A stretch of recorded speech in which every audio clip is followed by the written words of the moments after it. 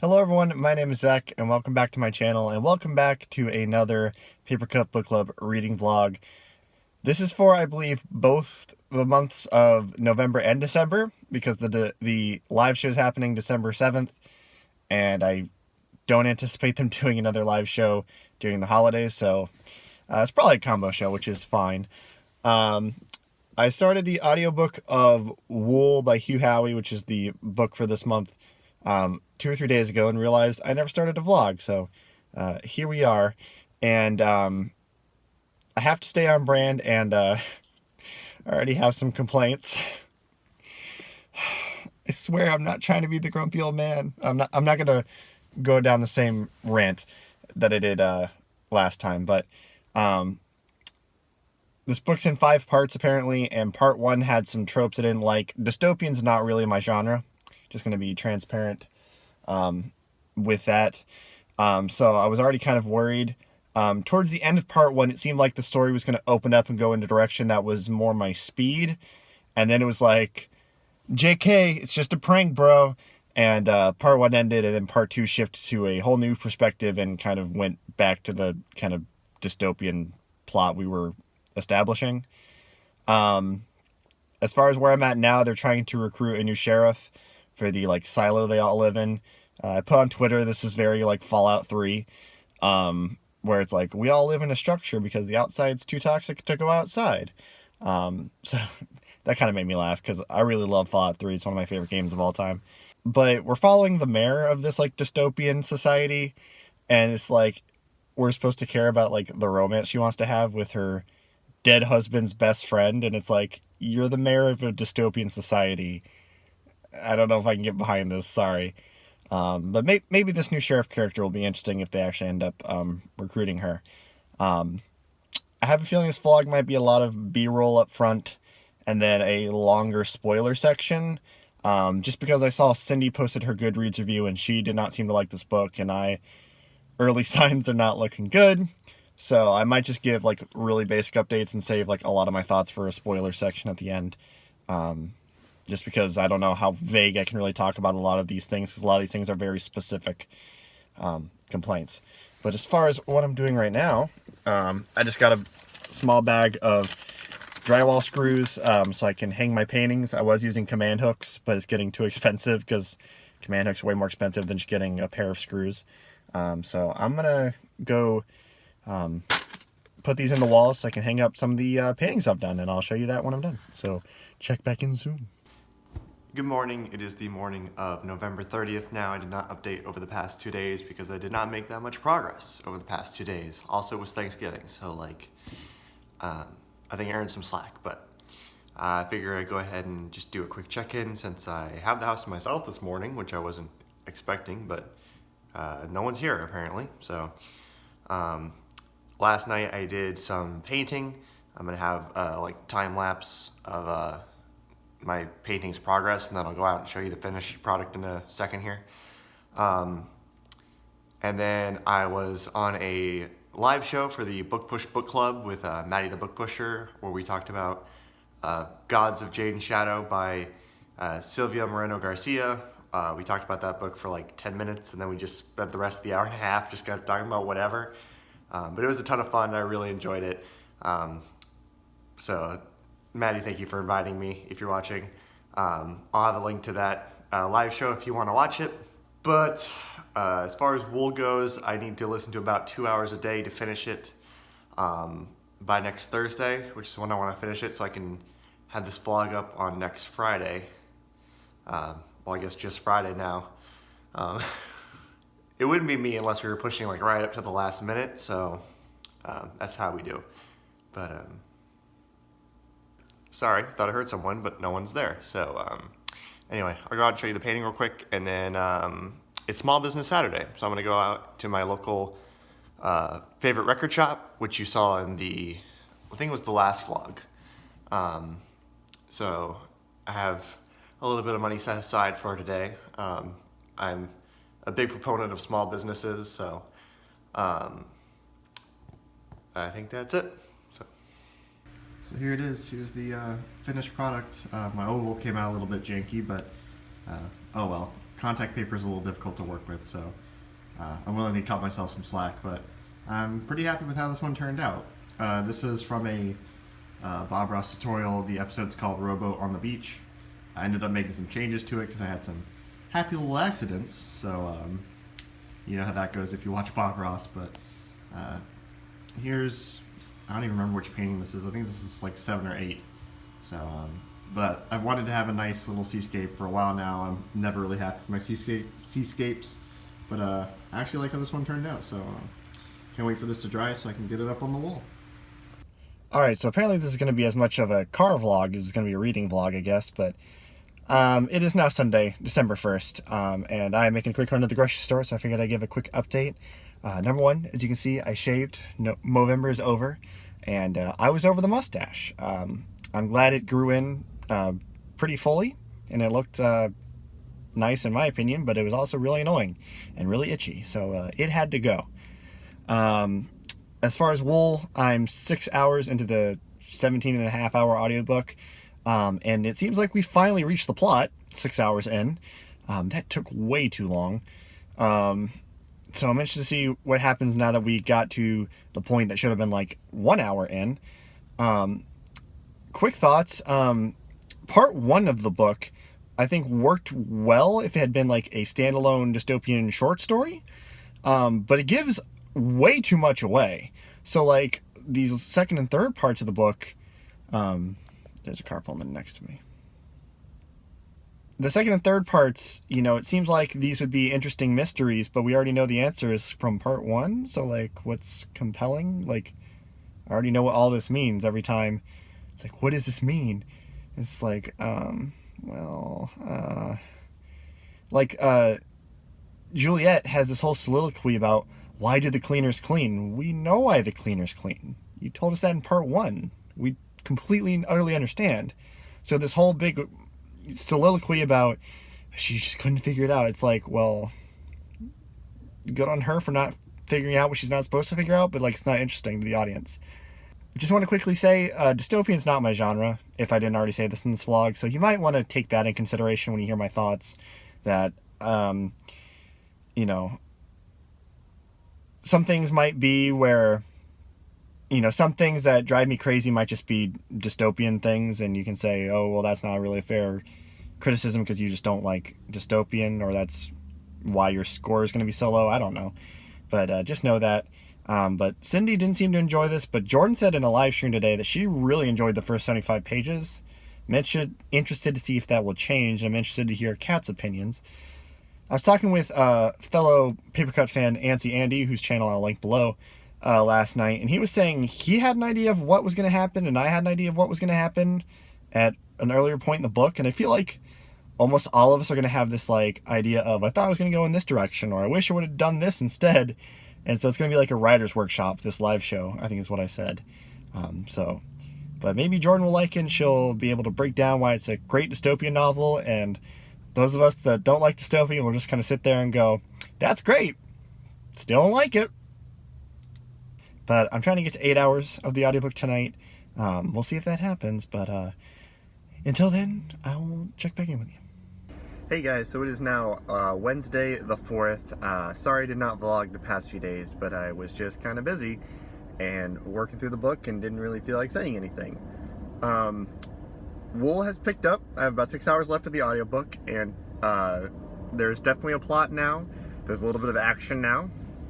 The world has expanded a little bit, so I'm enjoying it a lot more than I was. Though still, it's kind of doing fairly standard dystopian things, and dystopian's not really my genre. So, not really going to say much else until I finish the book, which will be tomorrow night. I am on my way to school, assuming all goes well, with my final next Monday. Today is my last day of lecture for my undergrad courses, so I'm excited about that.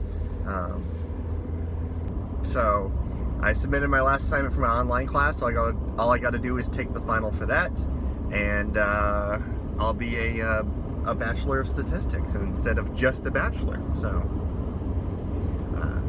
that was a joke, ladies and gentlemen.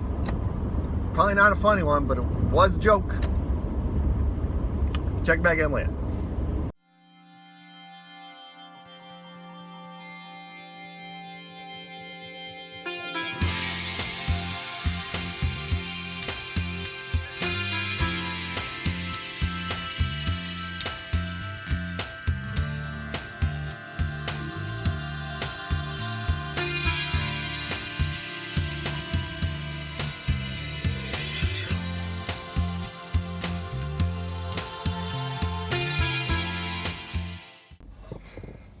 Alright guys, so I made it back to my car and I'm officially done with undergrad lectures if all goes well on Monday, so again, I'm very excited about that. My last lecture kind of sucked because my professor decided not only to not do a review and not answer any questions we had, but he decided to lecture for all 75 minutes, and he started a new chapter, and he told us that there would be at least one question on this chapter, and that last year there was 2.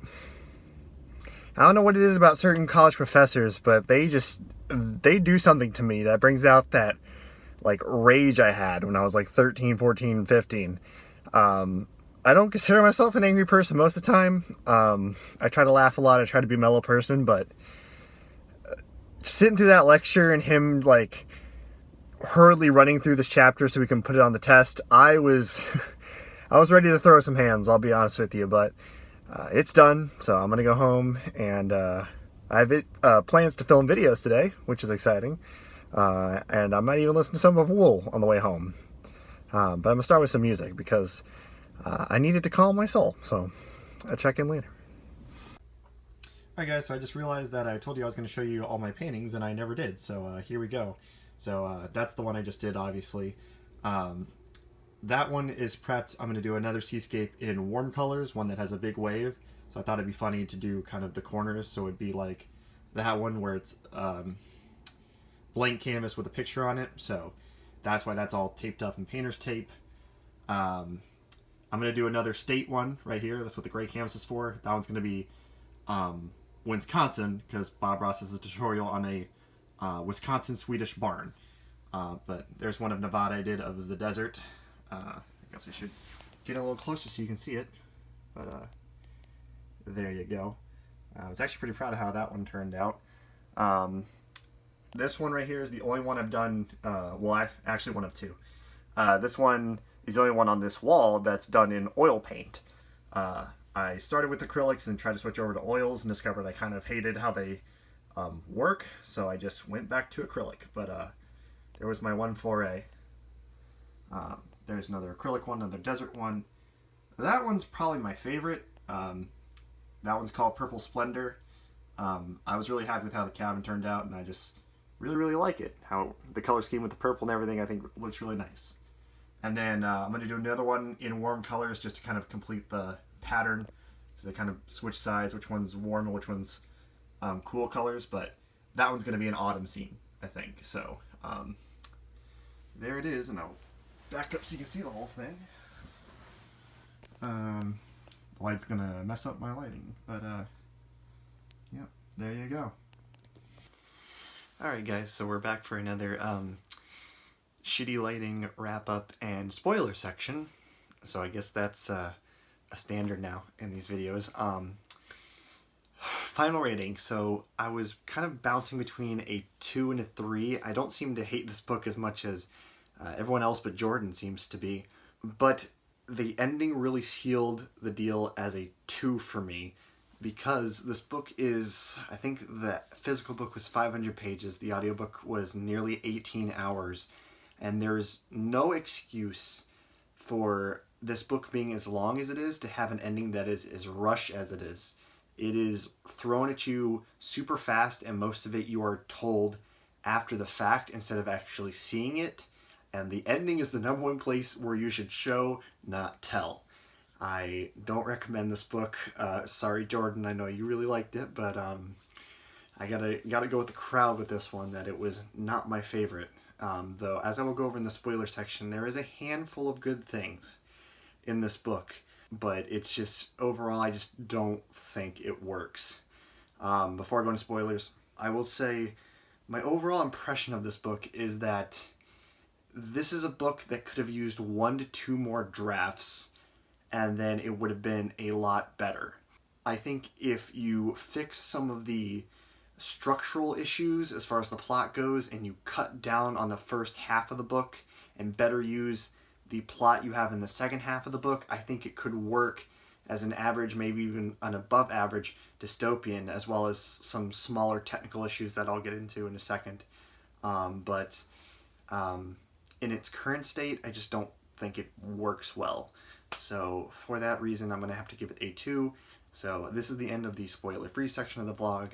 Thank you for watching. If you do not want to hear spoilers, now is your time to leave. Otherwise, let's get into some additional things I want to say to anyone who's read this book.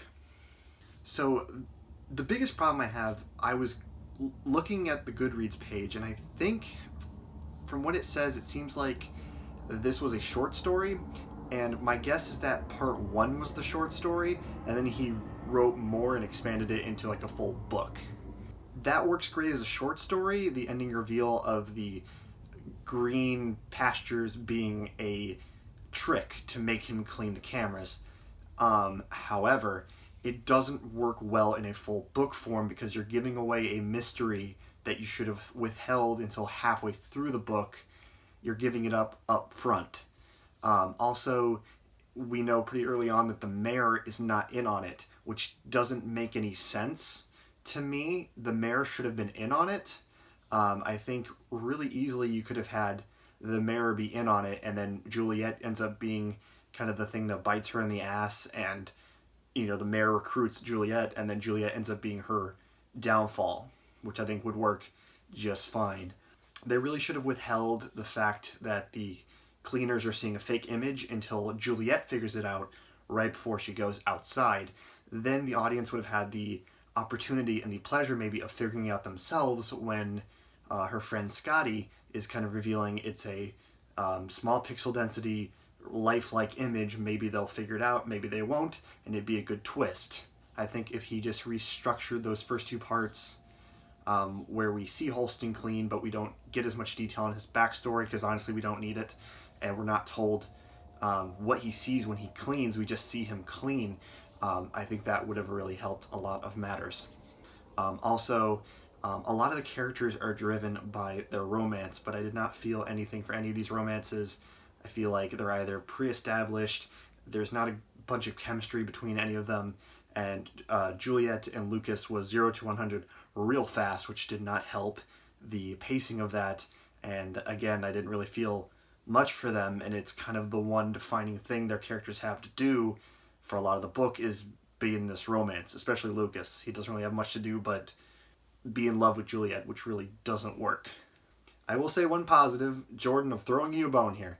One small technical thing that I really liked, and I don't want to say this is good character writing because it's not really character writing how you usually refer to it, almost just character prose, is that when you were reading from Juliet's perspective, there was a lot of times where things were in mechanic metaphors, or she, relates it to this thing, a situation she's dealt with in mechanics. And that's a really good way of writing characters. And if you take anything from this book, I think that's the one good thing to take from it, is characters who are obsessive about one thing. It's their job, it's their passion. They're gonna think about that thing and relate situations in their everyday life to that field. And that was a really nice touch. I wish the character motivations and arcs and everything had been a lot better to make the characters better on the whole, but that was a really small detail that I think Hugh Howey got right. Speaking of details, though, let's get into a few things Hugh Howey got wrong. Let me play a clip I recorded in the road, an honest reaction I had. I'm willing to accept that they have a handful of guns laying around the silo, and I'm willing to accept that they built a few handmade guns. I can accept that. What I can't accept or understand is how the hell they have enough bullets in this silo to last 3 weeks of firefights. How the hell? For 3 weeks? You know how many bullets that is? Like, that's ridiculous. No, that's not how that works. No. So yeah, it doesn't make sense that they have all these bullets and that they have all these guns. I think what would have worked better going into things I would have done is have IT have 1 or 2 guns. Maybe they have the sheriff's gun and maybe have 1 to 2 guns of their own, and spend more time building up the resistance, the rebellion group. That was also something that was 0 to 100 real quick. In the span of like 5 pages, we go from no one knows to full out rebellion, which was just, again, given the length of this novel, was ridiculous. But I think it would have worked much better if engineering had to improvise weapons. They were using cut off sections of pipe, or they were, finding different creative ways to use the materials they had as weapons, and then trying to maybe sneak around to taking out the people with guns or taking the guns for themselves. And IT would have so many bullets and would have to, strategize of how they're going to use those bullets, and maybe they're improvising weapons of their own.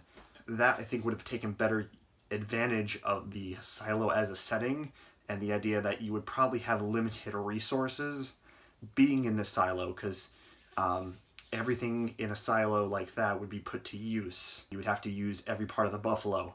Again, with the silo being kind of limited in resources because you only have as many resources you can find in that silo, I found it a little ridiculous that Bernard was able to quickly and easily conjure up a poison that was colorless, odorless, and tasteless to kill the mayor. Again, if the mayor was in on it, this would solve this problem really fast because you wouldn't have to kill the mayor. But what kind of poison did he use? Where did he get it? Do they have that on file for this kind of situation? There are so many things that just that bit brings up, where it's, again, it's like with the bullets. Where are you getting these? How did you get it? Do you have those ready? Like, it doesn't really work given the setting and post-apocalyptic nature of the book and the setting. It doesn't work. It's a letdown. I'm sorry, Jordan, but I have to agree with Kat and Cindy. I don't hate it as much as they seem to, but it's just not great. But anyway, that is all for me today. Thank you very much for watching. If you liked this video, feel free to give it a thumbs up. Feel free to subscribe if you feel so inclined. And I will see you all tomorrow, if you're watching this the day this comes out, at the Papercut Book Club live show over on Jordan's channel. And I will see you next time.